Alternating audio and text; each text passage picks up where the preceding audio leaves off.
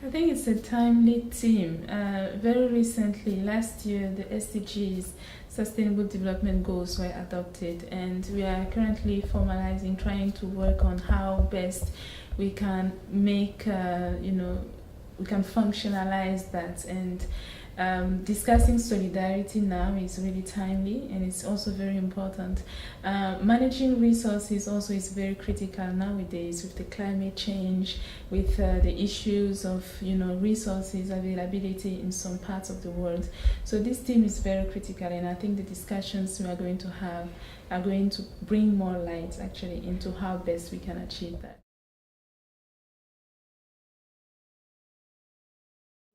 The challenges are several-fold. We have issues with cost recovery, being able to put in place business models that are able to address this issue in a sustainable manner.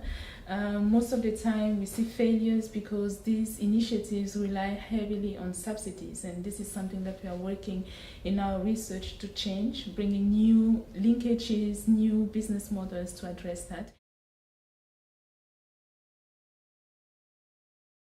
I think this will probably move with time, but where we are really in the recovery, recycling, reuse is not new, has been practiced over the years. But we are at a very critical stage where we are trying to implement these initiatives at scale in the urban areas.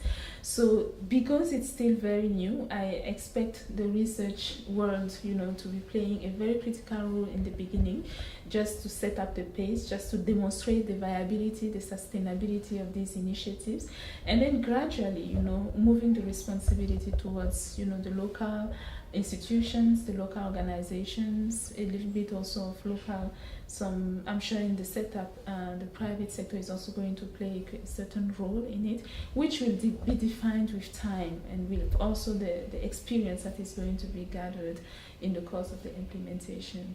But for now, we are really in the very early stages, so all partners have to work together, and definitely under the umbrella of the research organization.